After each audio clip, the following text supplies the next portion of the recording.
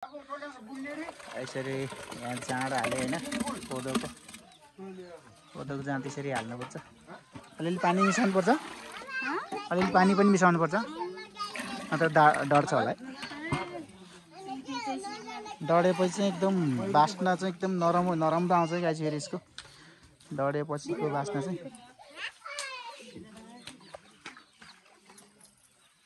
अब हिबाटकेल हाँडा यो चाहिँ कुनै बेलामा चाहिँ यो हाल्न चाहिँ बिर्सिँदो रहेछ है गाइस। कतिचोटि चाहिँ मैले यो घटना सुनेको छु होइन। यो हाल्न बिर्सियो भने चाहिँ त्यो रक्सी चाहिँ वेस्ट जान्छ कि फेरि। त्यही भएर चाहिँ यो हाल्न चाहिँ एकदम इम्पोर्टेन्ट हुन्छ। जति यो यहाँबाट बाफ निस्केर चाहिँ पानी फेर्दाखेरि बाफ पिँदो रहेछ, अनि बाफबाट यो रक्सी झर्ने रहेछ यहाँनिर। यसरी चाहिँ रक्सी बनाउँदो रहेछ होइन। यस्तै गाइस हिँडेलिस कि हेल्देल बङ्का गुठन भन्छ। यो हावा लिक हुन्छ भनेर चाहिँ यसरी कपडाको के चाहिँ बेरेर यसरी चाहिँ टाइट बनाउँदो रहेछ कि। पहिले जमानाको चलन होस् यसरी नै बनाउँदै आइराख्नु भएको। अहिलेसम्म पनि त्यही नै गरिराख्नु भएको छ। अरू विधि पनि हुन्थ्यो होला हुन त, तर त्यही पुरानो सिस्टमै चाहिँ फलो गरेर आइराखेको छ कि अहिलेसम्म। कसरी गुठान नानी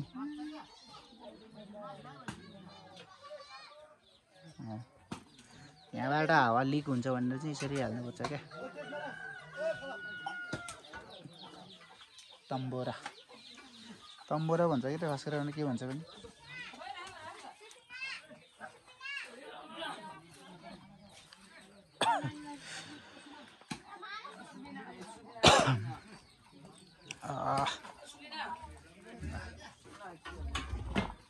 यसरी चाहिँ रक्सी भन्छ है गाइजी।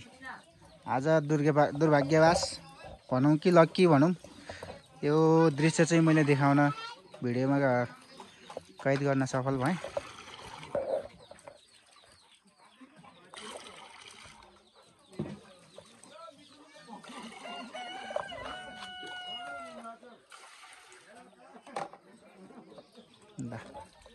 यिनीहरू गुठन कैक पर्ले त्यहाँबाट पनि हावा लिक हुँदो रहेछ क्या।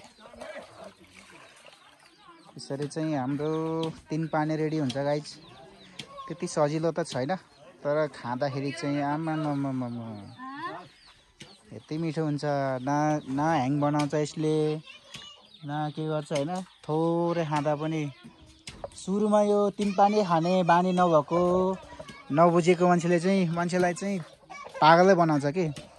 नर्मल छ भनेर धेरै खाइदिन्छ होइन, अनि थोरैले पनि धेरै लाग्ने हुन्छ। त्यही भएर चाहिँ यस्तो हुन्छ है। तर म्यानेजर नि नगए। अनि रक्सी चाहिँ अलि महँगो भयो भन्छ होइन। कति रुपियाँ बोतल हो गुमा?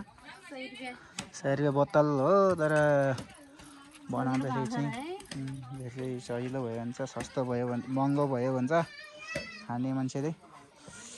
यस्तो छ गाइजी रक्सी बन्ने प्रक्रिया चाहिँ यही हो। यहाँ पानी हाल्नु पऱ्यो। यो पानी चाहिँ तात्तिँदै तलको बाफबाट चाहिँ यो पानी तात्तिँदै फाल्दै गरेर 7-8 चोटि चाहिँ फालेर चाहिँ बल्ल रक्सी निक्लिन्छ कि 7-8 बोतल। यही हो प्रक्रियालाई। केही जानकारी लिनु छ भने हामीलाई सिधै त कन्ट्याक्ट गर्नु होला। हाम्रो गुमाले सिकाइदिनुहुन्छ है नि त। हाम्रो सुलिनाको मामाले सिकाउनुहुन्छ। ओके गाइज ल।